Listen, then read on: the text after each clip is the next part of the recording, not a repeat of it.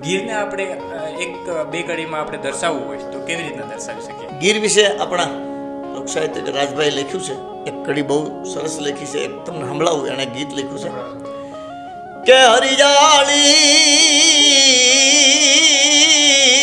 ગીર છે રૂડી અને પવિત્ર પ્રેમ ગેલુડી કે ડુંગરાટો છે અહીંયા દીપતી કેવી અમારી સંધ્યા રૂડી સાંજ ડુંગરાટો છે અહીંયા દીપતી કેવી અમારી સંધ્યા રૂડી સાંજ